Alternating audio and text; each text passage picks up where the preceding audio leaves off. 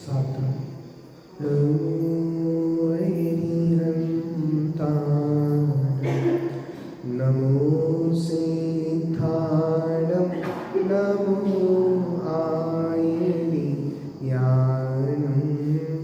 नमो वक्षायाणं नमो नोहि सौसाहुणम् मंगलम भगवान वीरो मंगलम गौतमो गणे मंगलम कुंद कुंदारो जैन धर्मोस्तु मंगलम जैन धर्मोस्तु मंगलम। हमारी चर्चा आचार्य बादीप सिंह सूरीकर श्री छत्र चूड़ामणि ग्रंथ पर चल रही है, जिसमें हम देख रहे हैं जीवनधर कुमार को बंदर और बंदरियाओं की चेष्टा देखकर वैराग्य की उत्पत्ति हुई है और वो 12 भावनाओं का चिंतन कर रहे हैं। कल अपन ने देखा था अनित्य भावना, असरण भावना और तीसरी भावना है संसार भावना। संसार भावना पे अपन चर्चा कर रहे थे। अंतिम में अपन ने देखा था कि इस जीव ने पूरे विश्व में ऐसा कोई भी पुद्गल परमाणु नहीं है जिसका भोग करके ना छोड़ा हो, फिर भी जीव की इच्छाएं समाप्त नहीं होती। नित्य नया नया कुछ पाने की इच्छा इस जीव के बनी रहती है। अब उसी बात को और विस्तार से समझाते हैं। भोक्तोजितं तदुच्चिष्टं भोक्तुमेव सुखायसे अवुक्तं मुक्तिसौख्यं त्वं तुच्छं हंता नेक्षसि। हे आत्मन, खेद है, तू भोग कर छोड़े गए उन्हीं उच्चिष्ट भोगों को फिर भोगने के लिए उत्कंठित हो रहा है और पूर्व में नहीं किया है भोग जिसका, ऐसे महान मोक्ष रूपी सुख की इच्छा नहीं करता। आचार्य देव कह रहे हैं बड़े खेद की बात है। क्या खेद की बात है कि जितनी भी भोग सामग्री है ना, सब उच्चिष्ट हैं, सब तुमने भोग भोग कर छोड़ दी, पर आज तक एक चीज का भोग नहीं किया, वो है मोक्ष सुख। उसकी तू इच्छा नहीं करता। बताओ, हमारा 24 घंटे का समय इस संसार में किसकी इच्छा के लिए है? भोगों की इच्छा के लिए है। ये चीज मिल जाए तो आनंद, ये चीज मिल जाए तो आनंद। पर आचार्य देव कह रहे हैं कि तूने मोक्ष सुख को नहीं भोगा, उसको भोगने की इच्छा क्यों नहीं होती? इन भोगों को तो अनंत बार भोग भोग कर छोड़ दिया, लेकिन मोक्ष सुख आज तक नहीं भोगा, उसकी इच्छा कर। देखिए, हे आत्मन, खेद है, तुम जिन पुद्गल वस्तुओं को अनेक बार भोग कर उच्चिष्ट बन चुके हो, उन्हीं को पुनः पुनः भोगने के लिए उत्कंठित हो रहे हो। बताओ, हम रोजाना प्रति समय किस चीज के लिए उत्कंठित हैं? किस चीज को भोगना चाहते हैं? भोगों को। चाहे भोजन हो, चाहे पंचेंद्रिय के जितने भी भोग हो, सबके लिए कितने उत्कंठित हैं। नित्य नया खाना चाहिए, नई डिश चाहिए, क्योंकि यार रोटी तो रोज खाते हैं, एक दिन पराठे भी चाहिए, पूड़ी भी चाहिए, और नई नई डिश खाना चाहते हैं। इसका मतलब हम भोगों के लिए कितने उत्कंठित हैं। कपड़े भी नए नए चाहिए, 5 इंद्रिय की भोग सामग्री पे लगा लेना, हर चीज नहीं चाहिए, हर चीज नहीं चाहिए। इसका मतलब आपको समझ में आ रहा है? इसका मतलब ये है कि इस जीव को मोक्ष सुख जो नहीं भोगा उसको भोगना नहीं चाहता, जो पंचेंद्रिय भोग अनेक बार भोग ली उनको ही भोगना चाहता है। उन्हीं को पुनः पुनः भोगने के लिए उत्कंठित हो रहे हो, परंतु जिस अनादि अनंत आनंददायक मोक्ष सुख का तुमने एक बार भी स्वाद नहीं लिया। बताओ, मोक्ष के सुख का एक बार भी स्वाद लिया है कि नहीं लिया? लिया ही नहीं। उस महान सुख की इच्छा भी नहीं करते। हमें बाहर की सामग्री कितनी इच्छा है, मोक्ष की कितनी इच्छा है? बताओ। आत्मार्थी जी उसको कहते हैं, श्री जी से पूछो आत्मार्थी की परिभाषा। वो कहते हैं, बहुत सुंदर उन्होंने, कषाय की उपशांतता मात्र मोक्ष अभिलाष भवे खेद प्राणी दया त्यहा आत्मार्थी निवास। चाचा जी, आत्मार्थी किसको कहते हैं? जिसे भोगों की इच्छा नहीं हो। किसकी इच्छा हो? मोक्ष की इच्छा हो, उसका नाम आत्मार्थी है। जिन्हें भोगों की इच्छा हो उसका नाम आत्मार्थीपना नहीं है, वो सच्चा आत्मार्थी नहीं है। जिसको मोक्ष की इच्छा हो वही सच्चा आत्मार्थी है। क्योंकि मोक्ष के सुख का आनंद आज तक एक भी बार नहीं लिया। चलिए इस तरह संसार भावना का और भी विस्तार करते हैं। देखिए 40वां श्लोक, संसृतौ कर्म रागाद्यैस् तथा कायांतरं तथा इंद्रियाणींद्रिय द्वारा रागाद्याश्चक्र कंपुना। संसार में रागादि भावों से कर्म बनते हैं। संसार में हम क्या करते हैं? रागादि परिणाम। पता है संसार किसका नाम है? दो भावनाएं हैं, संसार भावना और लोक भावना। चाचा जी कितनी भावना है 12 भावना में? 2, संसार भावना और लोक भावना। संसार और लोक एक ही है क्या? बोलो चाचा जी। नहीं, संसार भावना और लोक भावना बताओ। अलग तो लिख रही है पर संसार कहो, लोक कहो, विश्व कहो, हम तो पर्यायवाची मानते हैं ना। क्या अंतर है? क्या अलग अलग? चलो अलग अलग भी मान ले रहे हैं हम, क्या अंतर है उसमें?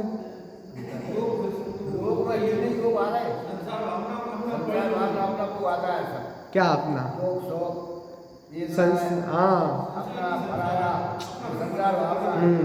लोक में 3 लोक की चर्चा आएगी, आप देख लेना। और संसार भावना में चर्चा आएगी जीव के अंदर जो राग आदि परिणाम, उसका नाम है। परिभ्रमण का नाम संसार है, संसृति इति संसार, संसरण का नाम संसार है। तो संसार जीव के अंदर है, बाहर नहीं है। तो संसार में जीव क्या करता है? निरंतर राग देश रूप परिणाम करता है। उनसे क्या बनते हैं? कर्म बनते हैं। फिर उसी कर्म से नवीन शरीर उत्पन्न होता है। ये शरीर कौन से कर्म की उदय से मिला? नाम कर्म के कारण मैंने जैसा भी शरीर पाया, उस शरीर को अपना समझा, निज चेतन को। तो ये शरीर किससे मिला? कर्म के उदय से, नाम कर्म के उदय से। और ये कर्म बांधे किसने थे? स्वयं ने। और क्या किया था कर्म बांधने के लिए? राग आदि परिणाम। दिन रात सुभाशुभ भावों से मेरा व्यापार चला करता, वही चल रहा है व्यापार। और फिर उसी शरीर से इंद्रियां उत्पन्न होती हैं। शरीर मिला, अब शरीर में इंद्रियां होंगी कि नहीं होंगी? ऐसा कोई शरीर है जिसमें इंद्रियां ना हो? चाचा जी ऐसा कोई शरीर है क्या जिसमें इंद्रियां ना हो? एक इंद्री का शरीर भी है, तो कौन सी इंद्री है? स्पर्शन इंद्री है। यद्यपि ये बात सत्य है कि हमारे पूरे शरीर में सबसे ज़्यादा भाग किसी इंद्री का है, तो स्पर्शन इंद्री का है। रसना इंद्री तो कितने से में? इतने से में ही है। घ्राण इंद्री ये खत्म हो गई, चक्षु ये खत्म हो गई, कर्ण ये खत्म हो गई। अब पूरे बॉडी में सबसे ज़्यादा भाग कौन सी इंद्री का है? स्पर्शन। इंद्रियों के द्वारा ही राग देश आदि होते हैं। और जीव इंद्रियां मिली है, और इंद्रियों के द्वारा क्या करता है? फिर से राग देश करता है। और इसी प्रकार संसार चक्र की उत्पत्ति जीव राग आदि करता है। राग आदि से क्या बनते हैं? कर्म बनते हैं। कर्म के उदय से शरीर मिलता है, शरीर में इंद्रियां मिलती हैं, फिर इंद्रियों से फिर पंच इंद्रिय के भोगों में लगता है, फिर संसार चक्र चालू हो जाता है। ये हमारा सर्किल चल रहा है, कर्म का चक्र। कौन सा चक्र? देखो, इस संसार में जीव को राग देश आदि भावों से बहुत गलिक 8 कर्म का बंध होता है। इसका ही नाम संसार है। जीव राग देश रूप परिणमन कर रहा है। कर्म के उदय का निमित्त पाकर जीव को औदारिक आदि शरीर की प्राप्ति होती है। औदारिक आदि मतलब 5, औदारिक, वैक्रियक, आहारक, तेजस और कार्बन। शरीर में स्पर्शन आदि इंद्रियां उत्पन्न होती हैं। एक इंद्रिय को 1, 2 इंद्रिय को 2, ऐसे क्रम से। इंद्रियों के निमित्त से जीव पुनः राग देश आदि भावों से परिणमित होता है। विभाग रूप से परिणमित होता है। इंद्रियां मिली है, और इंद्रियों के चक्कर में हम क्या कर रहे हैं? राग देश कर रहे हैं। जैसे मान लो स्पर्शन इंद्री के लिए अच्छा गद्दा सोने मिले तो आज तो मजा आ गया, और कहीं फॉर्म का गद्दा मिल जाए, बेकार गद्दा मिल जाए, लूज गद्दा मिल जाए, आज तो कमर टूट गई। बताओ, ये स्पर्श इंद्री के चक्कर में राग देश किए कि नहीं किए? अभी सर्दी का समय चल रहा है, तो गर्म पानी मिल जाए तो आनंद आ गया, और ठंडा पानी मिले नहाने, अरे ठंडा पानी है, सर्दी के दिन है, कैसे नहा ले? बताओ, ये राग देश किसके जरिए खड़े हो रहे हैं? स्पर्श इंद्री के चक्कर में। रसना इंद्री, कोई कड़वी ककड़ी खाने को मिल जाए, क्या बेकार ककड़ी है, कहाँ से लाए हो, कहाँ से उठा के ले आए, और अच्छी ककड़ी मिल जाए तो क्या स्वाद है। कोई चीज़ मीठी मिले, अंगूर खट्टे मिले तो अभी तो अंगूर आ नहीं गए अच्छे, अंगूर मीठे मिल जाए तो राग उत्पन्न होता है। ये राग देश उत्पन्न किसके कारण हो रहे हैं? इंद्रियों के कारण। ऐसे एक एक इंद्रिय पे घटाना, स्पर्शन, रसना, घ्राण, सुगंध आ रही हो तो अच्छा और दुर्गंध आ रही हो तो कितना बुरा है, कितना गंदगी है यहाँ पे, कितनी दुर्गंध आ रही है। घ्राण, चक्षु इंद्रिय पे घटाना, अच्छा देखने को मिले तो बहुत सुंदर और बुरा देखने को मिले तो मुंह फेर ले जी। तो बताओ ये राग देश किसके कारण खड़े हो रहे हैं? इंद्रियों के कारण। और राग देश से क्या बन रहे हैं? कर्म, फिर कर्म से शरीर, फिर इंद्रियां, फिर राग देश, ये सर्कल चल रहा है। इंद्रियों के निमित्त से जीव पुनः राग देशादि विभाग रूप से परिणमित होता है, जिससे पुनः कर्म बंद होता है। इस प्रकार ये संसार का चक्र कब से चल रहा है? अनादिकाल से घूमता ही चला आ रहा है। और भी आचार्य देव जीवनधर कुमार संसार की विचित्रा का चिंतन कर देखो। सत्यनादौ प्रबंधिस्मिन् कार्य कारण रूपके एन दुख्याय से नित्य मध्य बात्मन विमुंचतता। कार्य कारण रूप से इस अनादि प्रबंध के होने पर जिससे तू नित्य दुखी होता है, अब तो उस राग देश आदि को छोड़। आचार्य देव कह रहे हैं दुखी किससे हो रहे हैं? राग देश से। तो अब राग देश रखने चाहिए कि छोड़ देने चाहिए?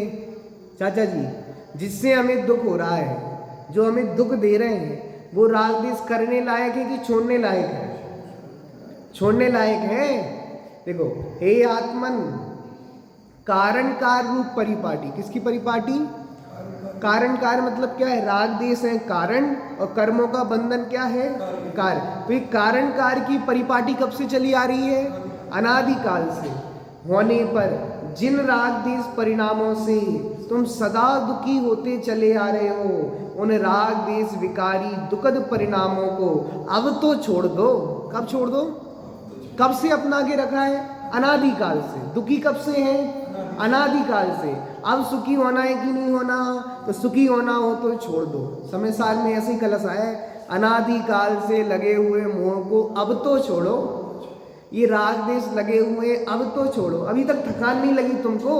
चलो, और सदा के लिए सुखी हो जाओ, क्योंकि राग देश है दुख और राग देश को छोड़ने में है सुख। इस तरह संसार भावना में आचार्य देव ने आत्मा में उत्पन्न होने वाले राग देश भावों को दुख का मूल कारण कहकर छोड़ने योग्य कहा है। अब देखो, एकत्व भावना। एकत्व भावना का मतलब क्या है? कि जीव अकेला आया है। क्या आया है? क्या लगता है जीव को? देखो, सबसे पहली भावना कौन सी थी? अनित्य भावना। तो अनित्य भावना में हम क्या बता दिया? सब संयोग अनित्य है, सब छूट जाएगा, कोई नित्य रहने वाला नहीं है। तो इसको लगा नहीं कोई बचा लेगा, किसी की सेवा करेंगे तो कोई हमें मृत्यु से बचा लेगा। तो आचार्य देव ने दूसरी भावना ली, असरण, कोई शरण नहीं है। तो इसने कहा चलो कोई शरण नहीं है, लेकिन जब तक हमारे पास संयोग है तब तक तो सुख दे सकते हैं, तब तक तो सुख दे सकते हैं ना। तो आचार्य देव ने कहा संसार में सुख नहीं है। फिर इसको लगा, फिर उसने कहा संसार में सुख नहीं है, दुख ही दुख है। चौगति दुख जीव भरे हैं, परिवर्तन पंचे करे हैं। सब विधि संसारे असारा, या में सुख नाही लगारा। एक और वो राजा राणा छत्रपति वाली है ना, संसार भावना। सब जब देखो छान, क्या है उसका लाइन पहली?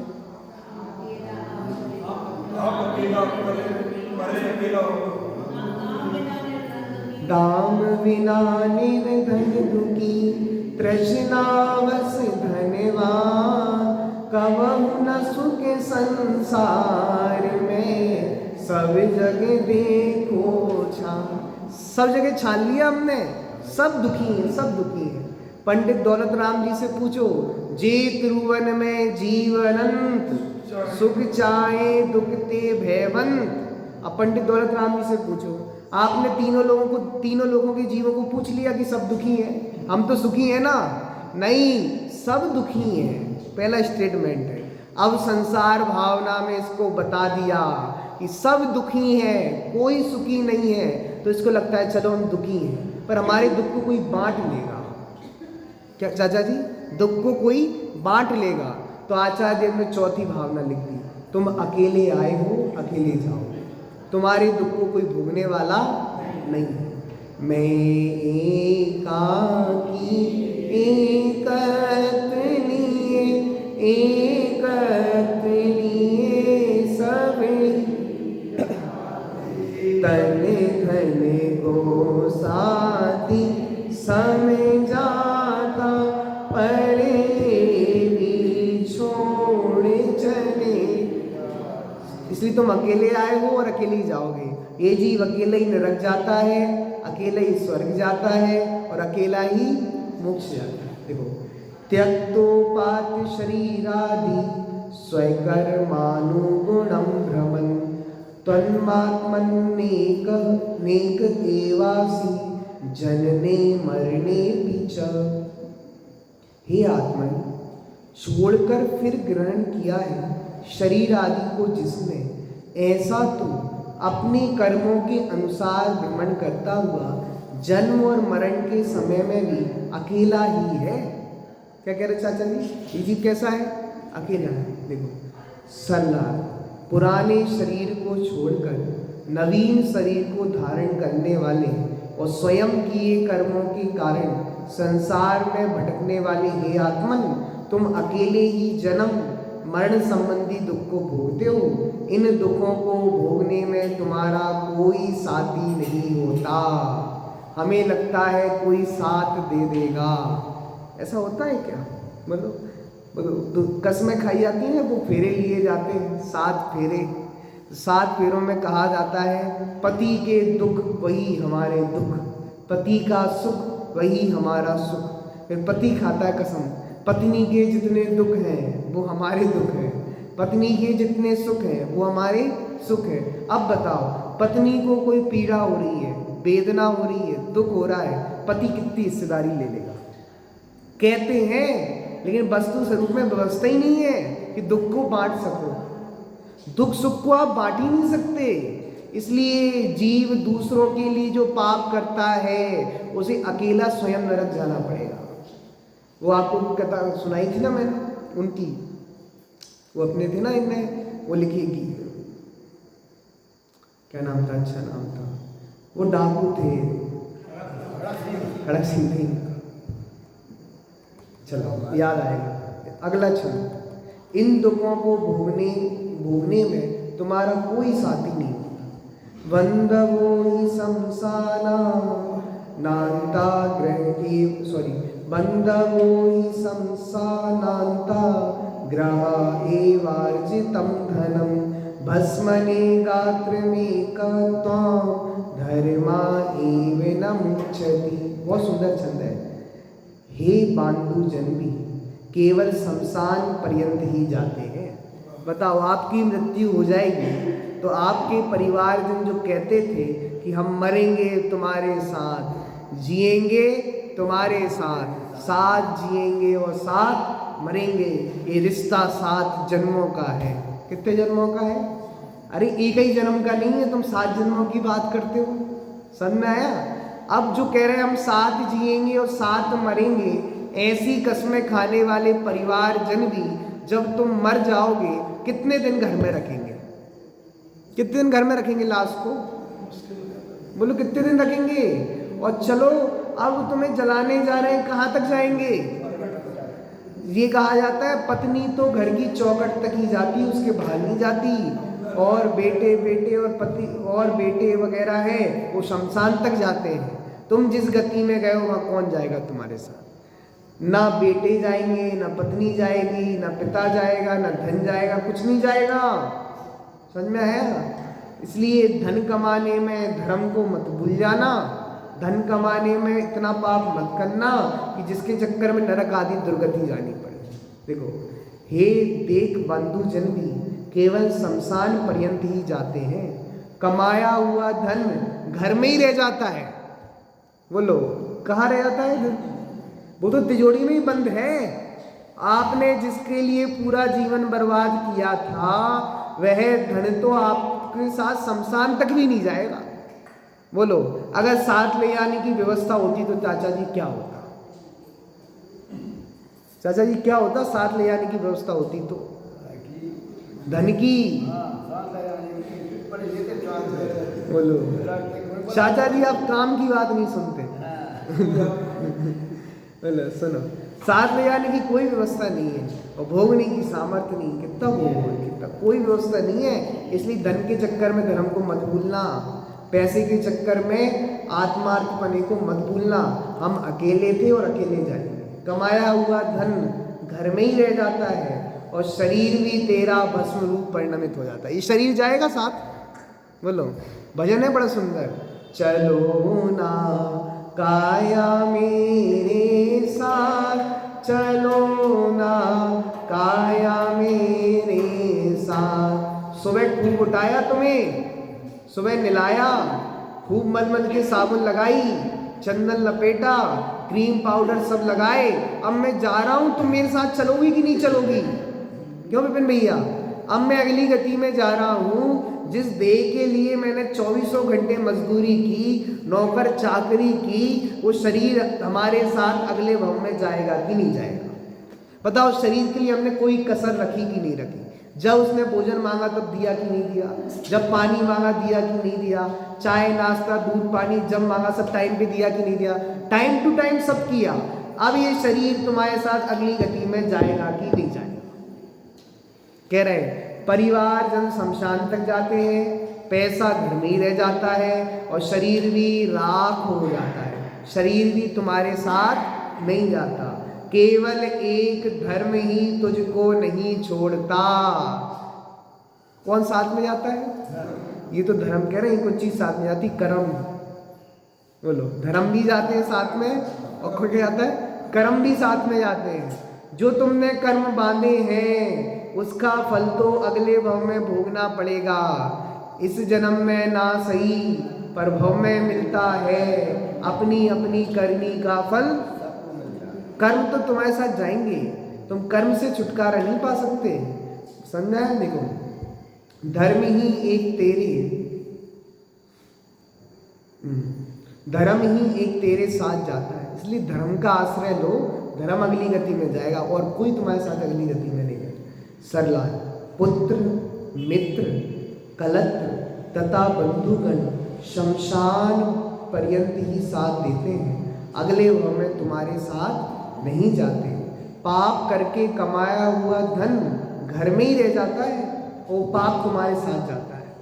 समझ में आ रही बात चाचा जी? पाप करके क्या कमाया हमने? धन। धन कहाँ रह जाएगा? घर में, और साथ में क्या जाएगा? पाप। इसलिए पाप करने से डरो।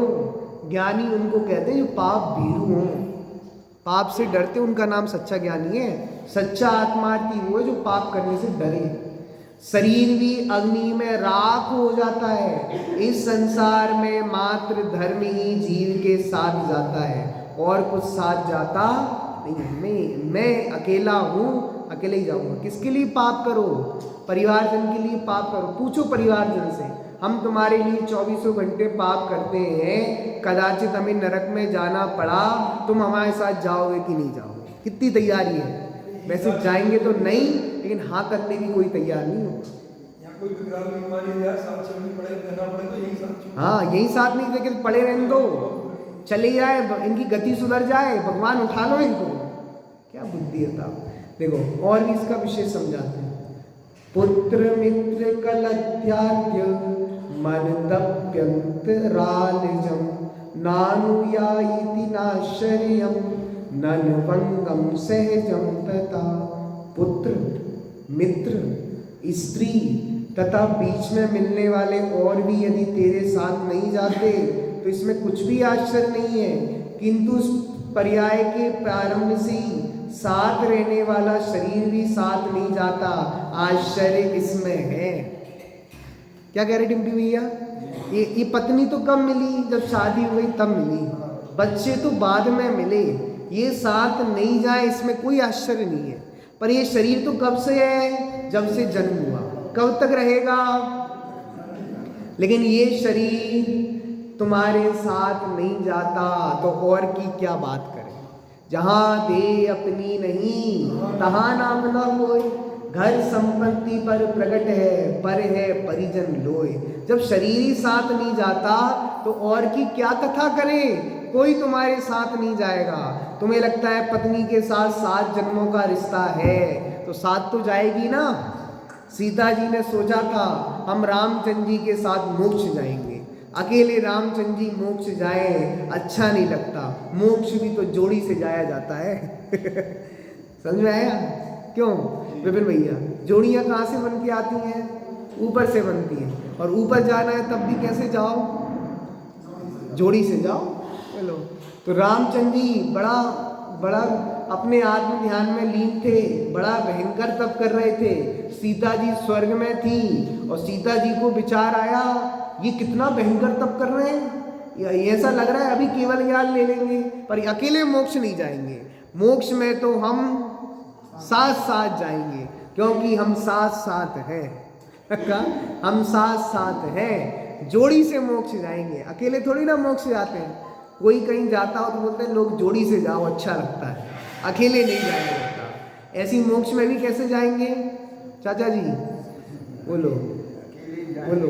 तो रामचंद्र जी को डिगाने का कितना प्रयास किया सीता जी ने, लेकिन रामचंद्र जी नहीं डिगे। वो इस बात का संदेश दे रहे थे, सुनो यह जीव अकेला ही पुरुषार्थ करे तो मोक्ष जाता है।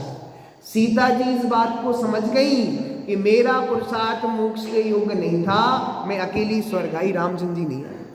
और वो लक्ष्मण जी और वो कौन रावण का जी ये संदेश दे रहा था कि मैंने पाप किया तो मैं अकेले ही नरक आया और कोई नहीं आया। बोलो मेरे जितने भाई थे और भी बंधुगण थे, जिसने जैसा पाप किया सब कहाँ गए? और पता है हमारे यहाँ कोई व्यवस्था नहीं कोई किसी को बचा ले। बोलो रावण हर किसी से कह रहा था जाओ लड़ने, मैं संभाल लूंगा, मैं बचा लूंगा। बताओ हमारे यहाँ कोई बचाने का नियम है कि नहीं है? कोई नरक में जा रहा हो तो हम भगवान से सिफारिश लगवा देंगे, तुम्हें बचा देंगे, कोई है कि नहीं? यहाँ कोई दया का विधान है ही नहीं। भगवान तुम्हें नरक में जाने से बचा लें ऐसा कोई विधान है ही नहीं। समझ में आया? देखो जीवन में समय समय पर संयोग रूप से प्राप्त होने वाली बाह्य वस्तुएं कौन कौन सी? पुत्र, मित्र, स्त्री, धन, धान्यादि कोई भी परभव में जीव के साथ नहीं जाते। ये एकदम शाश्वत बात है, यूनिवर्सल ट्रुथ है, पर पता नहीं हमें स्वीकार क्यों नहीं होता। जिस पैसे के लिए हम जिंदगी भर लगे हैं क्या हमें नहीं पता वो हमारे साथ नहीं जाएगा? फिर कमा किसके लिए रहे, रख के किसके लिए जाएंगे? बताओ। हम पता नहीं अपनी व्यवस्था होने पर भी कमाने में ऐसे लगे हैं कि पता नहीं साथ में ही ले जाएंगे। दूसरों के लिए अलग नियम होता होगा पर हमारे लिए तो नियम अलग होगा, क्योंकि अब तो परिवर्तन हो रहा है। हुंडा सर्वनी काल है, कुछ भी हो सकता है। तो अब ऐसी व्यवस्था भी हो सकती है कि रुपए साथ में ले जा सकते हैं। हम तो ले जा सकते हैं ना? बोलो अरे नहीं ले जा सकते, आपकी बात स्वीकार क्यों नहीं होती? हम सबको ये बात गांठ मान लेनी चाहिए, कोई किसी के साथ कुछ नहीं ले जा सकता, कहीं ले जाने की व्यवस्था ही नहीं है। बोलो वो क्या कहते हैं, उसमें जेब नहीं होती, कफन में जेब नहीं होती, जेब होती तो भर लेते जेब। कोई पर्व में जीव के साथ नहीं जाते, इसमें कुछ भी आश्चर्य की बात नहीं है। किंतु जो शरीर नवीन पर्याय में प्रारंभ होने से जीव के साथ रहता है वह भी पर्व में उसके साथ नहीं जाता। ये महान आश्चर्य की बात है। जब आत्मा के साथ जन्म से ही घनिष्ठ संबंध रखने वाला ये शरीर अंत समय में जीव के साथ नहीं जाए तो जीव से प्रत्यक्ष भिन्न स्त्री पुत्रादि से क्या आशा की जा सकती है? अर्थात कोई आशा नहीं की जा सकती। और सच कहें दादा तो बड़ी सुंदर बात कहते हैं, जिनकी साथ साथ की भावना है ना वो तो निगोद में जन्म लेते हैं। जिनने कसमें खाई थी ना हम साथ जिएंगे साथ मरेंगे, तो जरूर जियोगे साथ में, निगोद में जाओगे। एक शरीर में अनंतानंत जीव एक साथ जन्म लेते हैं, एक साथ मरण लेते हैं। ये कसमें खाने से पहले सोच लेना कहीं निगोद की पर्याय का बंध तो नहीं कर लिया। बहुत विस्तार करते हैं दादा कि एक साथ जन्म तो वो सर्प के बच्चे लेते हैं, बहुत सारी संख्या में जन्म लेते हैं। वो सांप को भूख लगती है, वो स्वयं खा जाता है बहुत सारे बच्चों को, और जो इधर उधर से चले जाते हैं वो बच जाते हैं। वो सुअर होता है ना, सुअर एक साथ बहुत सारे बच्चों को जन्म देता है, भूख लगती है तीव्र तो खुद अपने बच्चों को खा जाता है। वो तो बच वो जाते हैं जो इधर उधर से निकल जाते हैं। सही कह रहा हूँ, जिनको साथ जीने और साथ मरने की कसमें खानी है वो ऐसी पर्याय में चले आएंगे। कहीं तो सर्प के बच्चे होंगे, कहीं सुअर के बच्चे होंगे, कहीं वो चूहा चूही के बच्चे होंगे, नहीं तो निगोल में जाके सड़ेंगे। बताओ, अनंत जीव एक साथ जन्म ले रहे हैं, मर रहे हैं, श्वासोच्छ्वास सांस भी ले रहे हैं, तो अनंत जीव एक साथ सांस लेते हैं। ये सब कौन सी आपने ये बंद क्यों किया निगोद का? क्योंकि आपने कसमें खाई। इतना राग किसी से करो ही मत। ये शरीर से राग करोगे तो शरीर मिलेगा, पत्नी से बार बार राग करोगे तो पत्नी मिलेगी, पुत्र से राग करोगे तो बार बार पुत्र मिलेगा। हे भगवान, हमें अब किसी से राग नहीं करना, अब हमें शरीर चाहिए ही नहीं, पुत्र पत्नी चाहिए ही नहीं, क्योंकि अब हमारा संसार में रहने का विचार है ही नहीं। समझ में आया? जब एकत्व भावना सफल होगी, इतना तीव्र राग मत करो कि भव में वही चीज मिले। शरीर से तीव्र राग होगा ना, ये बार बार वही शरीर मिलेगा। जिस चीज से जितना राग करोगे वो चीज बार बार मिलेगी, क्योंकि प्रकृति कहती है जिससे ज्यादा लगाव है तथास्तु वही बार बार मिलेगा। इसलिए किसी से ज्यादा राग करने जैसा नहीं है। राग है सो आग है, वो दुख का ही कारण है। इसलिए मैं तो अकेला हूँ, मेरा किसी से कोई संबंध नहीं है। देखो एक छंद और पढ़ते हैं। त्वमेव कर्मणा कर्ता भोक्ता च फल संसते मुक्ता च तात किं मुक्तौ स्वाधीनायां न चेष्टसे। तू ही कर्मों का कर्ता और परंपरा और फल परंपरा का भोगने वाला है, और तू ही कर्मों का नाश करके मुक्ति को प्राप्त करने वाला है। इसलिए हे तात, अपने स्वाधीन मुक्ति की प्राप्ति में क्यों प्रयत्न नहीं करता? बोलो। हे आत्मन, तुम अकेले ही शुभाशुभ कर्मों की करता हो। शुभाशुभ भाव किसने किए? स्वयं किए। जो कर्म शुभाशुभ फल निश्चय ही। हम बीमार हैं, बहुत तकलीफ हो रही है, बताओ बीमारी और तकलीफ हमने ही जो कर्म बांधे थे उसका ही फल है ना। अब पत्नी क्यों तुम्हें हिस्सेदारी बांटे बीमारी में? तुम जो दुखी हो, तुम्हें जो पीड़ा हो रही है, तो पति क्यों हिस्सेदारी ले पत्नी के दुख में? क्योंकि ये तुम्हारे कर्म का फल है ना, तुम ही भोगोगे। उनके फल के भोक्ता और उनका नाश करने वाले तुम ही हो। अतएव तुम्हारा कर्तव्य है कि तुम स्वाधीन मुक्ति के प्राप्त करने का प्रयत्न करो। इसलिए अकेले में रहो तो आनंद है, सबके साथ रहने में आनंद। एकत्व भावना का चिंतन करो। इस तरह अपन ने एकत्व भावना की चर्चा की है, और भी एकत्व भावना के श्लोक है, उसकी चर्चा अपन कल करेंगे। सहज